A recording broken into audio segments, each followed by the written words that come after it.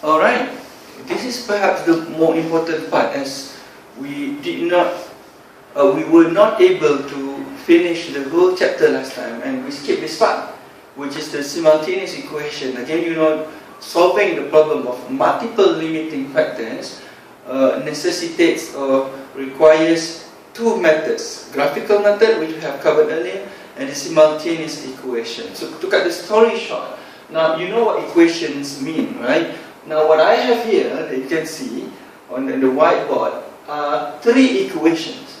We have the equation for ladder, right? Again, you can refer to your course notes, right? Your course note, we have done that. The equation for ladder 1.5p plus 2h is equal to 600. Another cotton equation is p plus h equal to 375. And you have labor equation, which is 0.75p plus 0.5h is equal to 210. Now, the first thing that I need you guys to remember when we use simultaneous equation is that we will only be able to use simultaneous equation when we only have two equations. Right? Remember that, two equations only. Okay? And these two equations, then you may ask them, we have three equations, then how do we pick them? Remember, this is limiting factor analysis, and using the graph, we have agreed that cotton is not a limiting factor because the line is above the feasible region. You remember that? You should remember that, because again, by looking at the graph, because the line of the cotton is above the feasible region, that gives us the conclusion that cotton is not a limiting factor. Therefore, out of three equations, we will only need two equations to use the method of simultaneous equation, and that one equation that we have to remove or to get rid of is the equation of the cotton. Alright? So let me cross that out. That means we have now only two equations left, and that is now easy to proceed. You guys should know what to do. Let's just name them ladder as equation 1 and labor as equation 2.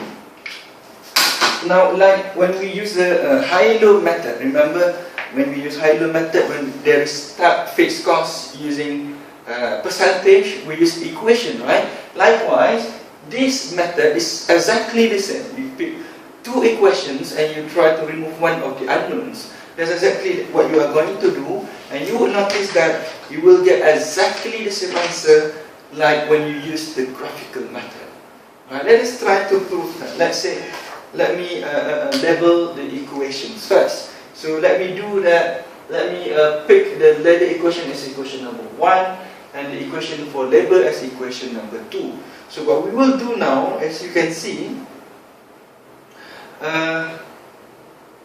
for equation number 2, which is labor, what I'm trying to eliminate now is h. Again, you guys know, right, in simultaneous equation you can use many methods. You can eliminate either p or either h. You can multiply it with whatever number that you want, so long as you can remove or eliminate one of the unknowns. In this case, I have 0.5h for labor equation, and I have 2h for ladder equation. So what I will do is that I will multiply labor equation with 4. Because 0.5h times 4 is 2h. So 2h minus 2h later, I will remove the h. I think you get that, right? What I will do is that I will get my third equation, which is the second equation, the equation for labor, times with 4.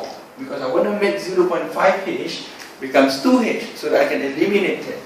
So my third equation is therefore 0.75 times 4 is equal to 3p plus 0.5h times 4 is 2h is equal to 210 times 4 as well. You will get 840.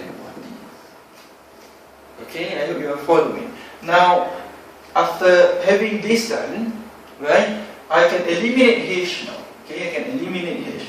What I will do is that I will take the equation 3 above here minus equation 1. Okay, so look at the equations carefully now. Equation 3 minus 1. So equation 3, 3p minus 1.5p, what you will get is 1.5p.